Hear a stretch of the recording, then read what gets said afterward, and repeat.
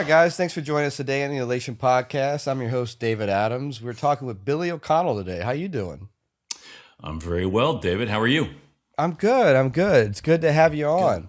on. Nice to We're be going on. to dive into a bunch of deep stuff, I'm sure, here pretty soon. But let's just start easy. And where you from and where'd you grow up? I was born and raised in New York. Started working in rock clubs when I was 16 because I needed a reason to be there. And I went to college in New York. And when I graduated from NYU, I moved out to LA. Kind of got sent out to LA on a job that I didn't get. And the minute I got there, I was like, damn, this is a lot nicer than you get a lot more for $800 a month in LA than you do in Manhattan. And I decided then and there I was going to stay, but I needed a job. And so the very first thing I thought to do was go to rock clubs and see if I can get a job. And I got one on my first day and Wow. never had a day off from that day for more than 2 years. I never had one day off. Well, what was that first job? Thanksgiving. The one in LA was Club Lingerie on Sunset Boulevard. Okay. All right. Yeah. National. It was a national club, 500 capacity. And I went from being a doorman there to booking 3 nights a week. And that's what awesome. got me into the music business. Yeah. Yeah. That's awesome. Yeah, it's always a long line of different circumstances. I feel like that bring you to your point in the industry that actually makes money. It turns into something, you know. Yeah. Well, I mean, I was happy in New York just working the club because you get paid pretty well. You get a pretty good hourly, but then in LA, like the economics were completely different. And I was getting, I think $5 an hour cash at the end of the night.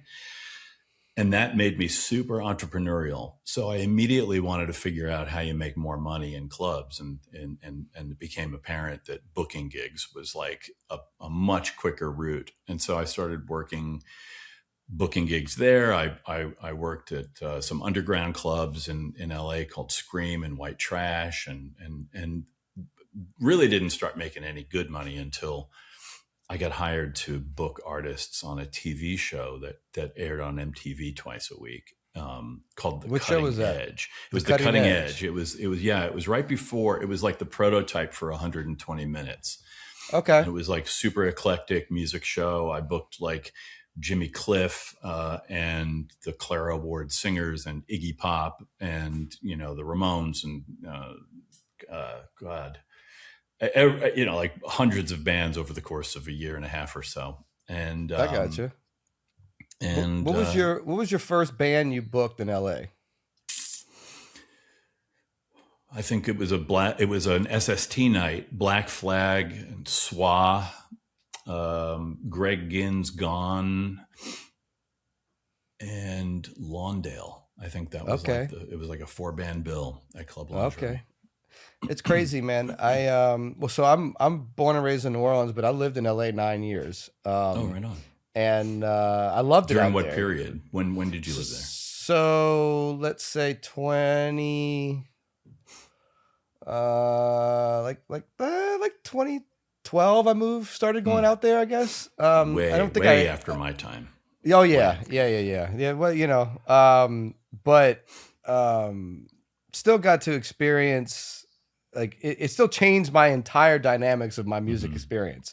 Like it may be a different time, but I still feel like I got the same effect you did. Like it totally changed the direction that I was going and humbled me in so many ways and showed me I'm not in control and like all of the things that you probably experienced, I feel like I still got.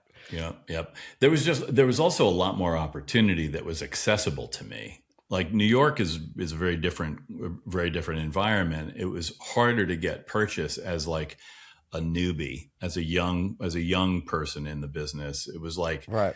It seemed like a lot harder ladder to climb in LA, there was a lot more openness to new people, new things. Yeah. There were more ideas around. It was like a lot more vital. And I moved to LA in '85. I worked at the club '85. I'm sorry, all of '86 and '87, and that's when like punk rock was like LA punk rock was just kind of winding down after its heyday. But Right. like I was living that heyday, and it was just absolutely heaven, you know, like Yeah. Circle Jerks and X and all those bands. I can't imagine, it back then being, because it definitely had to be more open than it is now, or when I moved out there. But I definitely could see what you mean. New York is almost mafia run with the relationships. It's kind of, you get to LA, people are creative and they're excited about your creativity, and, you can sell that to people and get indoors and move around. And I could see that being hard to do in New York. Yeah. Enthusiasm was a greater currency in LA than in New York. Yeah. Yeah. 100%. 100%. And then the first thing I did when I had a good job was move back to New York. And living in New York in the music business is about the best I ever had. That was incredible. That's funny. We have a similar path in that sense. I decided after being there so long in LA that I could use this as a tool now. And I have my contacts, and I know what I'm doing and where I'm going. And now it's time for me to move back home and build a family and live in New Orleans and build it from the ground up there, So that's exactly what I did. I still love LA. It was the best thing I ever did for my career, my life, but I was never going to live out there. Yeah. Yeah. After 2.5 years, I was like, well, I want to get back to New York. And so I kind of spread the word among industry friends at that point, of whom I had many because I was putting bands on TV. Like I put the Replacements on television for the first time. I had all these bands that couldn't be on TV that I was getting to put on TV. And so a lot of label people, had positive associations with my name. And so I told a bunch of people, hey, I'm really interested in moving home to New York. If anybody knows a label gig or a gig at a club or a production gig, I'm super down. I'll consider anything. And Howie Klein at Sire Records contacted me, and he was like, we need a label manager for Sire, out of the Warner Brothers office in New York. Like, you should do that. You'd be good for that. And I flew back to New York completely on impulse and interviewed for that job. And 6 weeks later, I had this corner office on the 20th floor of 75 Rockefeller Plaza. And I was crazy. Like, I'm 25 years old. What the fuck am I doing here? Right. Well, you did something to get in that building. I was 24. Yeah. It was crazy. It was crazy. And being at Sire, especially, which was like Talking Heads and Ramones and the Pretenders and Depeche Mode and fit right in your lane. It was insane, Yeah. Like I interned for David Byrne when I was in college, and now he's one of my artists on my roster. There you go. That's crazy. Full circle. Yeah, well, totally crazy. So tell me a punk rock story. Tell me something that what's your favorite punk rock story? Okay. I have a good one. Keith Morris from Circle Jerks was a kind of a famous train wreck for a long time. He's the front man for Circle Jerks, and he went into rehab for a period of time, and they disappeared from the scene. And about 6 months later, if I remember correctly, he was back, and we had our first Circle Jerks show since rehab. And I remember just being on pins and needles thinking this could either be the best show I've ever seen or the worst. Either he's going to be 100% dialed and amazing, or this is going to be kind of sad. And he came on stage that night and he was on fire. And it was the most focused, the most like just completely dispelled any myths about like needing to be sex, drugs, and rock and roll to be cool. Like, he was an absolute maniac and just completely destroyed me. That's and, awesome. and that was one of my favorite moments. That's awesome. That's awesome. Yeah. Yeah. Unfortunately, that lifestyle has ruined too many talented people. It's the smart ones who know like wellness is a key to longevity, like people who know, who get bored with the idea. Listen, you just can't do it. You No, can't you can't you listen. You can't can't live the keep party toys in the attic lifestyle that and keep long. It just going. can't Yeah. happen. You just, toys. They can't keep the toys in the attic that long. At some point, you got to give them away Yeah. and donate them because Yeah. it can't. You can't live that life forever. Right. Right. I mean, you Nobody can. physically can't. It No, breaks down. no, 100%.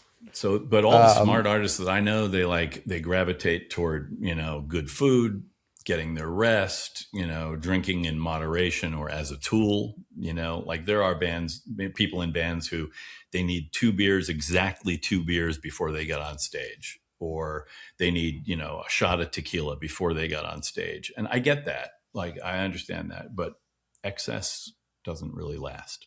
No, not at all. No, a little bit of relaxation is different than excess for sure. Yeah.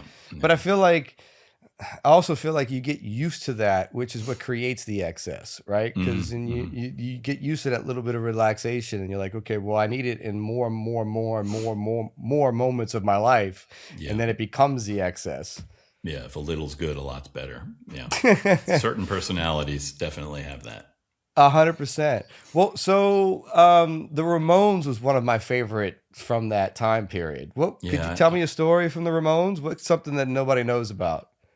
Well, there was some of this. They were some of the sweetest people I knew in the music business. Joey in particular was like, I toured with them for a long time, and he made sure to look after people, and he made sure to check in with people. And years after I stopped working with them, I'd be at a convention somewhere, CMJ or a new music seminar or South by Southwest, and if he just caught a glimpse of you, he'd come over and call to you over across the room and come over and talk about family and what's going on. And he was just one of the most thoughtful and sensitive people I'd ever met. Dee Dee was a different type completely. Dee Dee was just sort of like a machine. Right. Johnny kind of antisocial. I worked with Marky. I didn't work with Tommy Erdeley. Tommy was a producer by the time I was working with the Ramones in the late 80s. Right. So Marky was back as the drummer, and he was just a great guy too. But like Joey was exceptional. I knew his mom. I'd been to his house, and he was just a very good man. Absolutely. Probably which made him such a relatable person, musician. Even if you didn't necessarily see that on stage, you somehow felt that type of vibe from him, which is probably he'd dedicate a song to you if you were in the room. That's crazy. Because, yeah. Just because you were there, he'd be like, "This one goes out to Billy." He just always helped you feel seen. He was just a lovely, lovely man. That's awesome. Yeah. Would you give any advice to up and coming bands that the older generation knew and understand that the new generation has to understand to thrive? Yeah, I think I won't shortchange them and think that they don't know this, but maybe they need to pay attention to their intuition and understand that like you have to be a good person first. You hear it all the time. You see, you see the same people coming down that you saw going up. Right. The music business is a very, very small and cloistered business, and it's easy to burn a bridge, and it sucks if you have to sort of continue living with the mistakes you made. It's just a really good idea to remember grace and decency. Right. Grace and decency are like a phenomenal couple of assets that you can carry with you, and they go a long way to making sure that you stay in the business. But it also makes the business much more enjoyable. Like when you can be whoever you want to be on stage, but like if you don't understand that you're only there because of the work of hundreds of other people, then you're the a-hole. Right. Right. No, 100%. Yeah. No, you can't be Kanye in a band nowadays. That's for No, sure. I don't You think gotta have. Kanye can be Kanye, I but don't think Kanye can be Kanye. But no, and it makes so much sense. And being that small of an industry, it gets around very quickly when you are an asshole, oh yeah. or when you do things wrong. It gets around very quickly, and then things start to tumble out of the process or life that you've built, if that makes Yeah, there's sense. just no profit in it. Right. It may be gratifying to you to treat somebody like like dirt at some point. You may Right. want to indulge yourself in some way, but it gets you nothing. And in fact, it only damages you. I think that there's a tremendous amount of value in self-awareness and in just understanding basic kindness. Grace and Abs- decency just goes a long way. People work harder for you. They give you the benefit of the doubt. I managed bands who were so well thought of by their business contacts that when they were put in a position where they had to last minute cancel a gig or something, they were never asked to reimburse the promoter, for instance, right? Or right. if they had some kind of an emergency that caused a problem, they lose their voice or something, right? That nobody was ever going to nickel and dime them over their fee because they know, you're not paying for the 60 minutes, 75 minutes on stage. You're paying for all the work that it takes to get there. Right. But you don't get that benefit of the doubt if you haven't shown that grace, decency, Grace and and, kindness to yeah, other and people. professionalism. Yeah, 100%. Yeah. 100%. Well, so one of the best things I feel like we can do in the industry is give back to the next generation. So I know you're Mhm. into teaching and things. And how did you get into teaching? A good friend of mine named George Howard was a very popular professor in the music industry program at Loyola, which is now the music business program at Loyola. And for years, he would hit me up and say, "Man, you got to do this. This is something like you would be good at this. You would enjoy it. It's like." I can't tell you how meaningful it is to me. Consider this, and I was just like, there's no way to teach however I got here. Right. I improvised every step of the Every way. moment. Yeah, I hear There are you. no principles involved in what I did and what I Right. do.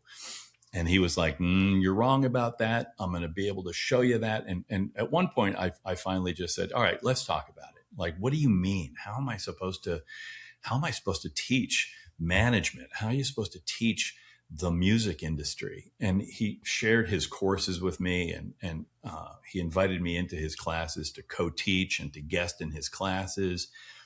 And immediately it clicked, and I was like, "Oh, I get it. I get it. This is about like showing people the ideas behind the best ways to work in this business, right? And to bring some rigor to what they do." And it Right. was that I hadn't been made conscious of all the decisions I'd made, all the principles I had, all the rules that I made for myself that allowed me to make a living for myself and for the artists that I managed, until George kind of forced me to acknowledge that and to look at it.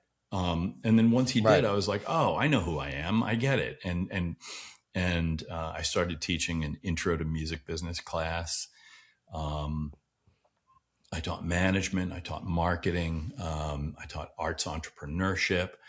I still teach the intro class, which I love. And what's great about Loyola is that it not only encourages but kind of requires us to be active professionals while we teach.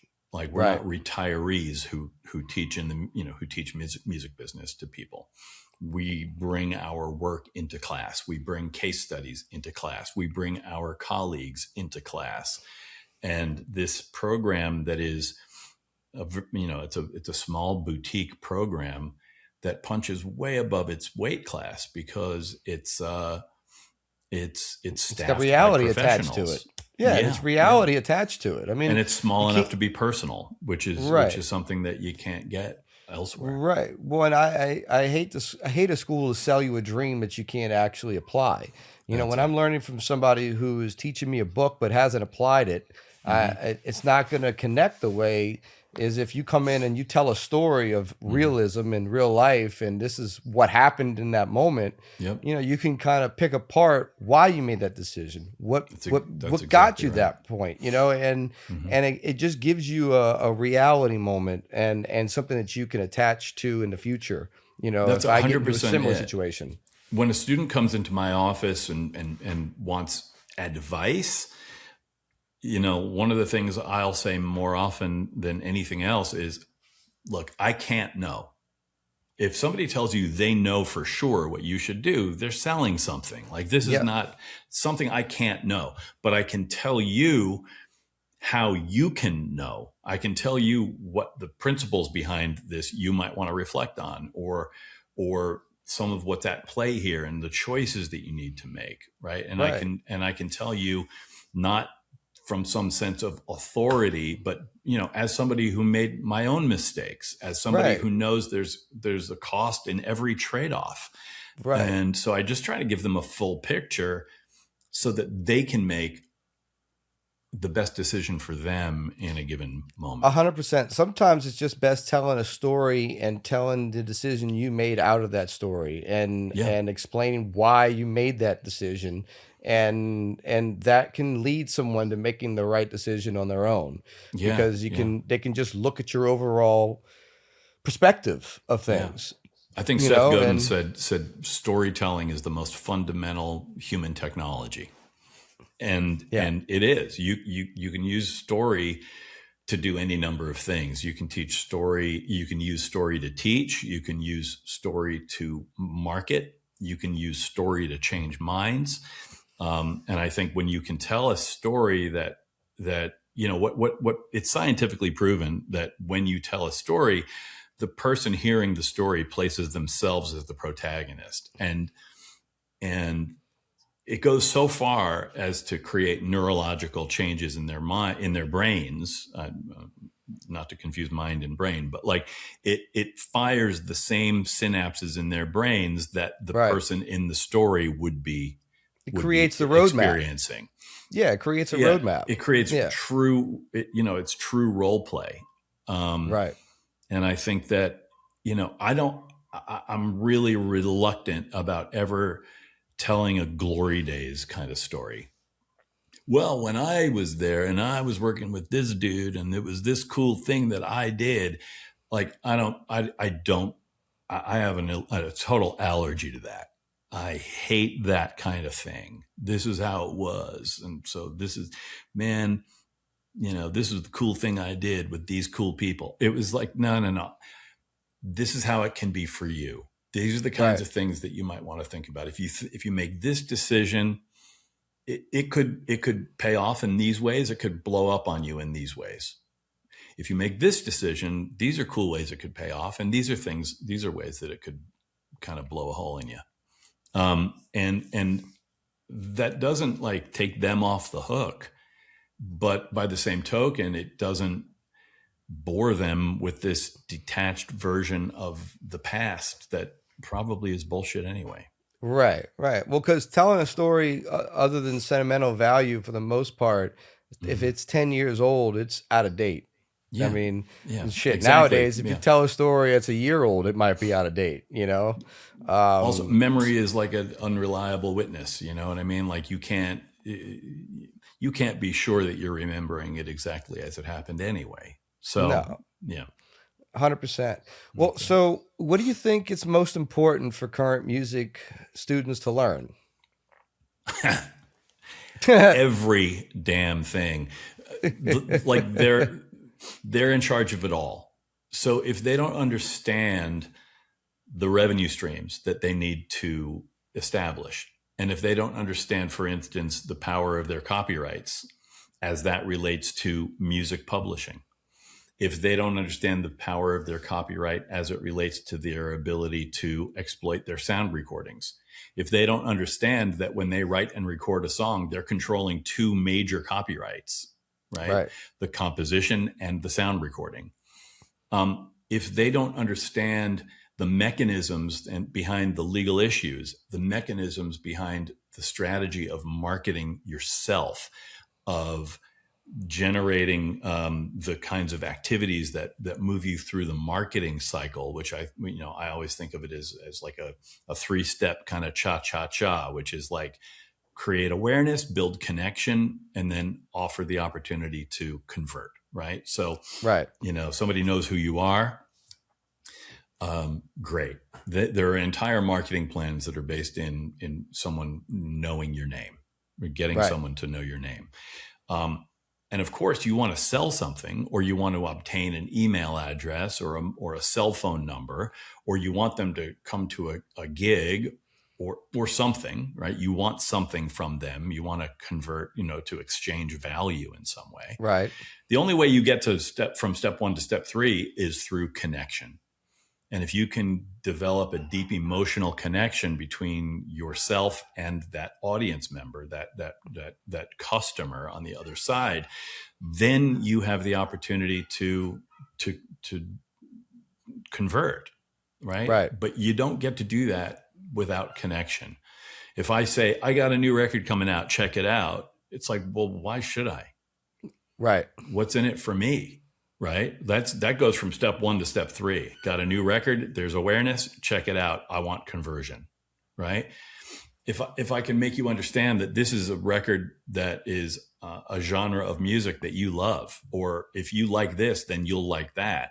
Right. Or if I can, like the marketing cycle runs most efficiently live. Right. If you're opening for a band that somebody's bought a ticket to, they walk in the door. They've never seen you before. Now they're aware of you. They watch your set, they vibe with it, and they're enrolled, and now they're connected, right? And then you have an opportunity to convert. You have a merch table, maybe you have an email sign up at your merch table. You have some way to convert the relationship from just the deep emotional connection into something where they get something that they want, you get something that you want, and that, you become stakeholders in common. You become this battery, right? Right. So if you don't have the basic knowledge that you need in order to put those complex systems into place, if you think you're going to be rescued by somebody, if you think you're going to be discovered by somebody, like you're just a naive child. You have to understand that you need to create the traction that will attract ultimately other people to the party, right? You need to develop the initial fan base. You need to develop the initial revenue. You need to establish yourself as a business. Then and only then could a manager get involved, because how does the manager earn their money? They earn their money through commission. If there's no money, there's no commission. There's nothing no commission, to earn, right? A booking agent, right? Well, why should a booking agent book you if you don't play out a lot and you don't have a reputation, you don't have a tour history? You need to generate those things that become valuable enough to attract those colleagues, right? And you want relationships based in collaboration, not dependence. Correct. So there's this like delusional thing that artists do where they think, well, I'll get a label and somebody else will worry about that, or I'll get a manager. And it's just magical thinking. Well, and even if all that works, if you don't understand where the take is, you're not necessarily going to be collecting everything, because you're going to be taken advantage of. Right. Well, that's the collaboration versus dependency thing, right? Like if you're that naive and you think, well, somebody will come rescue me. Okay, great. So they do, and you don't understand your business. Well, shame on you. Like then you get what you deserve, right? And then 100%. We've seen those stories before. Well, and we all have to be adults in this business. It's there is predators and there's prey in this industry, just like everything else. And once you expose yourself to it, you need to be willing to take the consequences or deal with the leverage that you've created, if that makes sense. How do you feel about technology in the industry right now? How do you feel about AI coming in, and Yeah, I mean, what's the thought process behind it? I've been around for a couple of technological shifts. Technology always sends tremors through the business. It did when piano rolls came along. It did when wax cylinders came along. It did when radio broadcast came along. It was always the end of the industry. It was always the death of the industry, or the death of the business, right? Um, CDs were going to be the death of the business. Right. MP3s were going to be the death of the business. And here we are in a world with digital streaming where more people are connected with more music than ever before. We have this whole creator ecosystem where 100,000 uploads per day to Spotify. There's more people making music, which means there's more people paying attention to music and making music a part of their lives.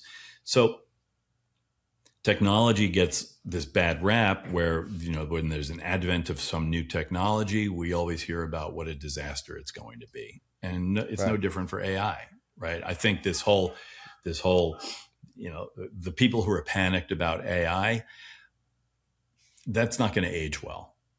I think ultimately, yes, there will be AI music. There will be AI garbage out there. I think it's going to make it so that live performance is more valuable, so that human connection is more valuable, so that human connection really stands out in relief in a landscape of digitally created or artificial intelligence created music. And I think that, once that genie's out of the bottle, like every other technology, it's incumbent upon you to figure out how to leverage it. So, and how to use it properly and still use it creatively, and because I have moments where I absolutely love it, and then I have moments where I absolutely hate it. And it's all in the application. What are you doing with it? 100%. 100%. But it also makes me scared. And I just hope the next generation sees that whole human connection part of live performance, and keeps that a part of their life, because honestly, between COVID and some of the way we get our data and our information nowadays, I feel like that human connection has been secondary. It's been optional. It's been optional, but it won't be when AI is eating your lunch. Right? Like the way to differentiate will be by being a human. Right. And I think everything's cyclical. I think these things will come around. We're seeing vinyl come back, for God's sake. Absolutely. Like this is going to become live performance and human to human contact and getting together in groups is going to become a more valuable thing the less we have it as the norm. And I think that ultimately, and again, I think that you can use AI. You can use AI to teach you things. You can use AI to help you create sounds. You can use AI as a tool. You can use AI as a resource. You can use AI, certainly AI agents to go out and do things that help you be more efficient. And anything that helps you be more efficient and do more with less is a valuable tool. And if you can't figure out a way to leverage this technology in a way that makes you better than the next guy, or gives you the ability to be 1% more efficient every day, then shame on you. Like the joke's on you. If you want to be, you want to live in denial of the power of this technology, well, you do that at your own peril. 100%. 100%.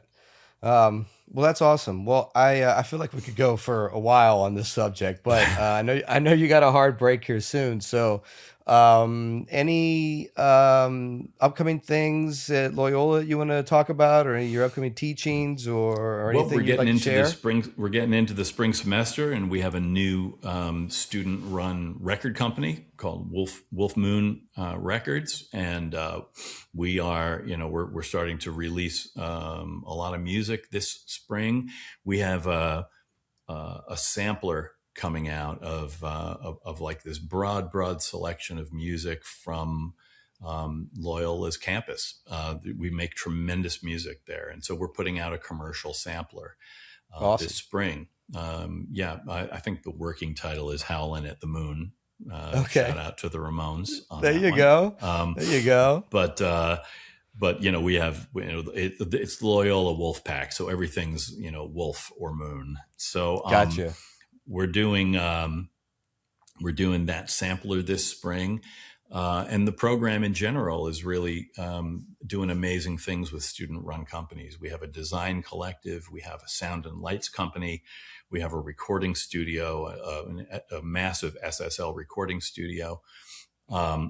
We have a video production company. We have tremendous amount of and we've taken over an interest in Gasa Gasa, and we're using Gasa Gasa as a live music laboratory to learn about venue management and live production as well. So we're doing hands-on some cool stuff. Hands-on learning. Yeah, that's all. That's what it says to me. Everything you just said, hands-on learning. Because if they're actual companies and doing things and running, they're going to have actual problems and things to fix. And that's you can't learn any other way better. And they're incentivized to generate a profit, right? They're there to make money. Like, let's be real. Let's understand. Like, cash flow is your gas gauge, basically. Right. Absolutely. It tells you how far you can go and what you can get done, before you need to fill up again. So awesome. We like to make it real. Awesome. Any socials you'd like to share with anybody? I have a Substack that I put some energy into called Mind Over Management, and I think it's just billyo.substack.com. Okay. Awesome. So, well, great. It was great having a conversation with you today. Yeah, man. Nice to meet you. Nice to speak to you. Thanks for doing this. Absolutely. No, I appreciate everything you're doing, Loyola, and all the teaching and give back. And let's keep this next generation moving in the right direction. That's the idea. We got to build an army, man.